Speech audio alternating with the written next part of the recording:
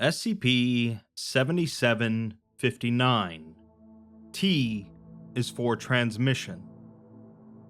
While artificial intelligence gets thrown about quite a bit in the SCP Foundation, especially when verging more into the sci-fi territory of things, nanomachines and nanotechnology don't get mentioned quite as much.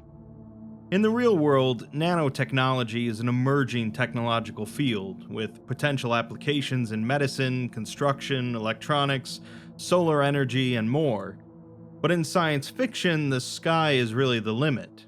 From Tony Stark's advanced suits of armor to massive swarms used for destruction and annihilation, the genre has been interested in nanorobotics for quite some time.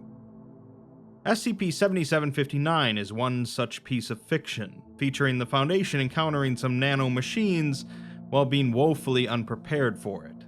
Let's take a look. SCP-7759's object class is listed as Pending, and its description refers to it as the former FSS Hades-01, a Foundation-built space station located in the Kuiper Belt, a massive belt of asteroids and ices located around our solar system just beyond Neptune.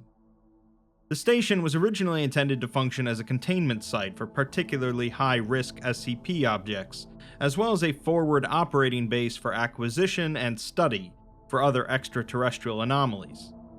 Initial construction and crewing of the station was performed in 2034, and it operated without issues for nearly a decade. However, in late 2042, a disaster of unclear nature occurred aboard the station, incited by what appears to have been a modulated radio transmission received by its telescope array.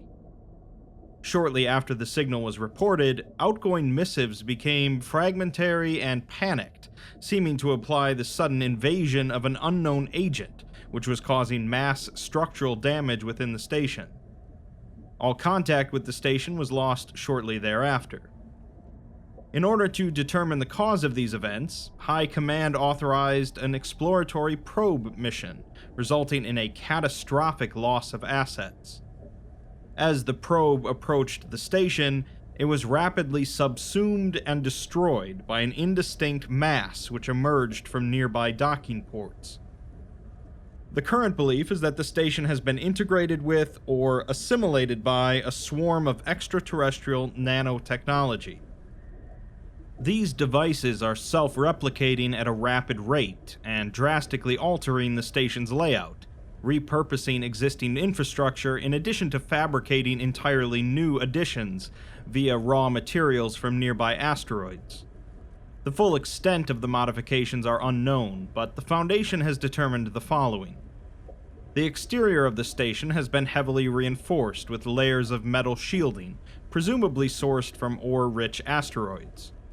Numerous clusters of radio equipment are installed across the hull, and it's estimated that 50% of these emitters are active at any given time and broadcasting to unknown parties.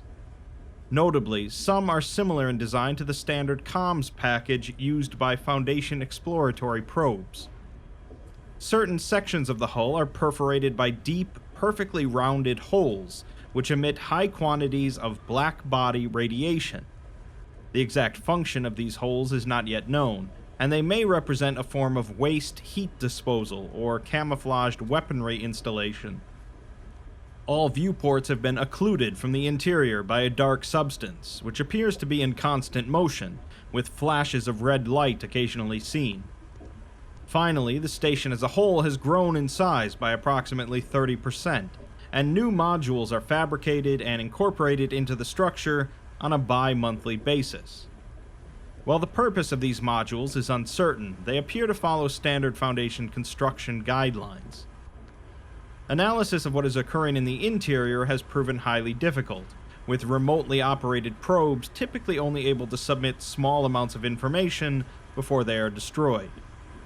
Recovered images appear to show large-scale industrial operations using a mixture of unknown devices and modified Foundation technology, and it's unclear if this indicates higher intelligence or is simply programmed behavior.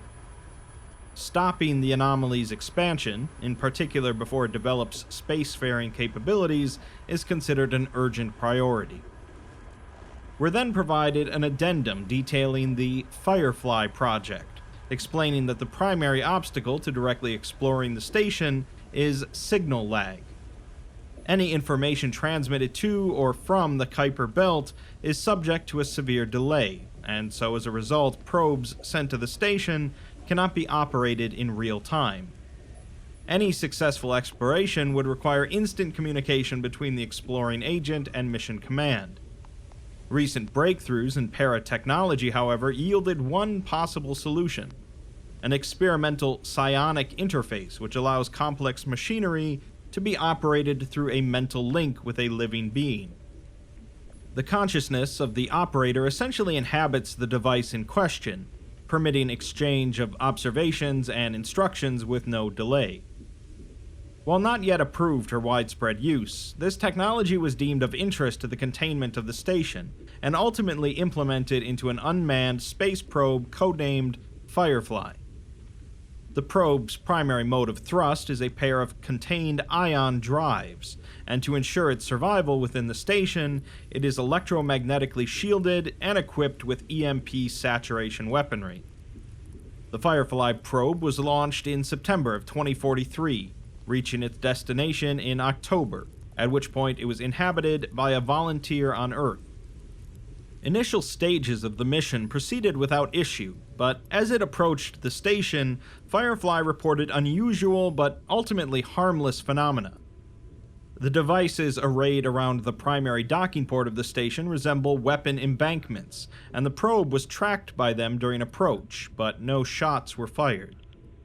The person operating the probe stated that they experienced a sensation of being watched, but it was most likely psychosomatic. A red light is observed within the station, but the source cannot be determined. Firefly's EMP weaponry proved to be highly effective against the nano-constructs inhabiting the station, and the probe was able to largely avoid any damage. Over the course of its exploration, it noted a number of unusual occurrences. The layout of the station is highly variable, with station modules relocating frequently, often with no regard for their inhabitants. The behavior of the nanites is inconsistent, with some just passively observing, while others responded to the probe's presence with overt hostility. It passed through the Botanical Bay, finding that the hydroponic planters have apparently been maintained meticulously, but are all empty.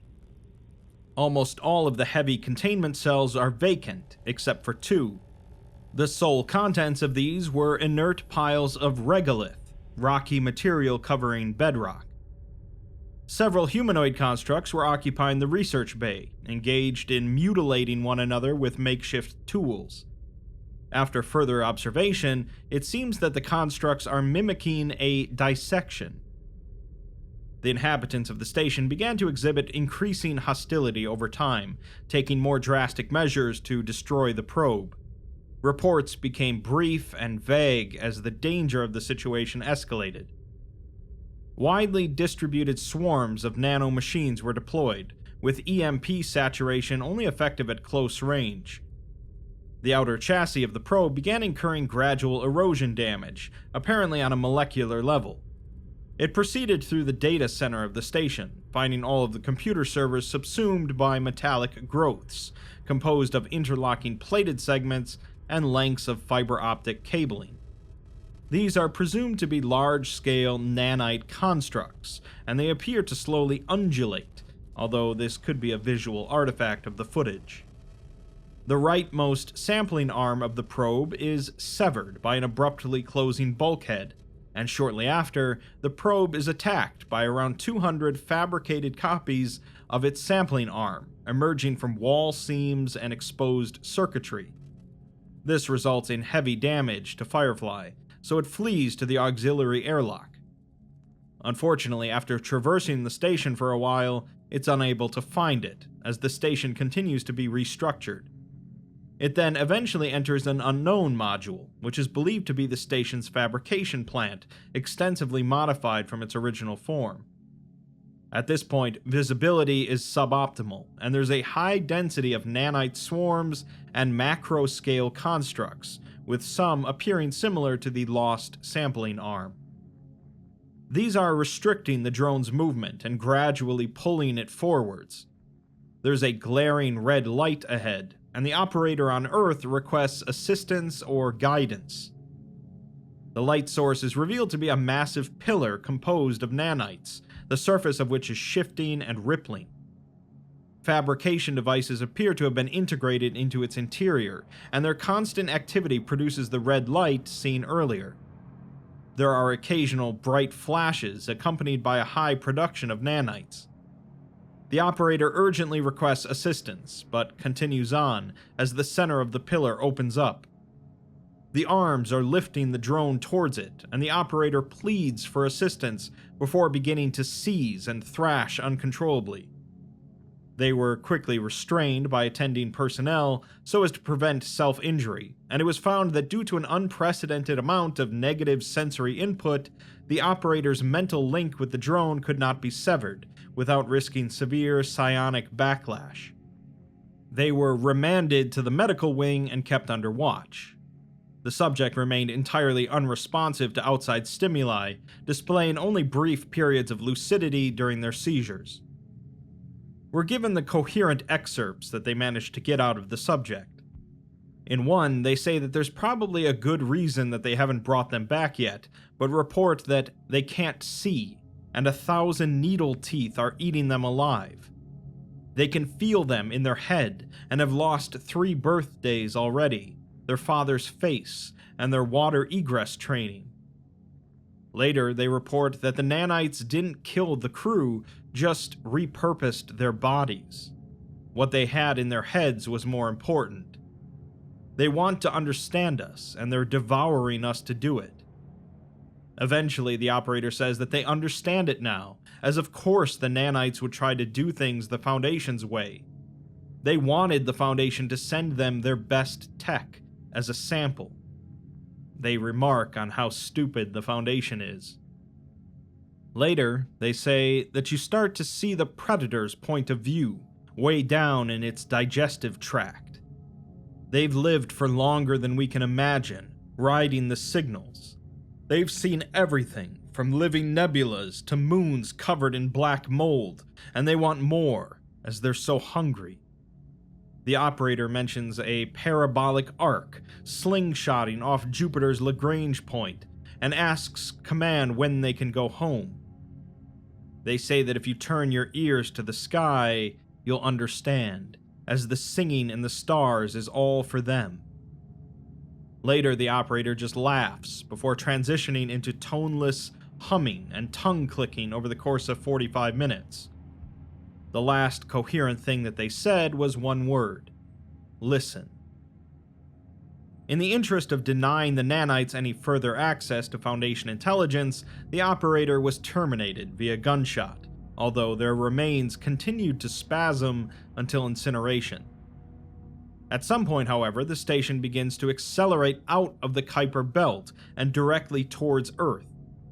Its method of thrust is unclear, although particle emissions have been observed which are consistent with controlled ion propulsion. Orbital trajectory measurements indicate that the anomaly will reach its destination within 6 months. Concurrently, a number of Foundation facilities received transmissions from the station, with these facilities now under Class NK quarantine due to the rapid appearance and spread of hostile nanotechnology, evidently originating from on-site fabrication plants. So, this swarm of intelligent nanomachines has been roaming the universe, seeing things that we wouldn't believe, until they eventually stumble upon our solar system and a space station out on the edges of it. Taking it over is no problem for them, but rather than killing the people inside, they devour their minds, consuming their memories and knowledge.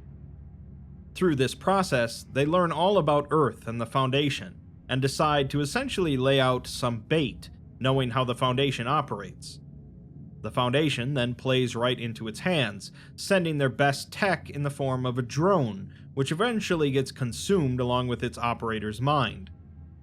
Through this, they learn more, and manage to reverse engineer the ion drives of the drone, allowing them to move the station very rapidly towards Earth. On their way, they managed to send signals to multiple Foundation facilities, overriding them and using their fabrication plants to make new nanomachines. At this rate, it won't be long before there's a good old-fashioned gray goo scenario, and humanity and the Earth are similarly consumed. In the Foundation's defense, it's not really their policy to just blast things out of the sky without knowing a bit more about it, but probably one of the researchers could have put two and two together beforehand and realized it would be a bad idea to send it a drone equipped with high-end technology. Worse comes to worse, I suppose, the Foundation does have access to EMP technology, and these are still just machines, so going back to the Stone Age is probably better than being subsumed by the swarm. That, of course, assumes that the nanomachines don't just electromagnetically shield themselves like the drone was, but given that they require signals to communicate with one another, that's probably a safe bet. As they say, curiosity killed the cat, but in this case, satisfaction might not bring it back.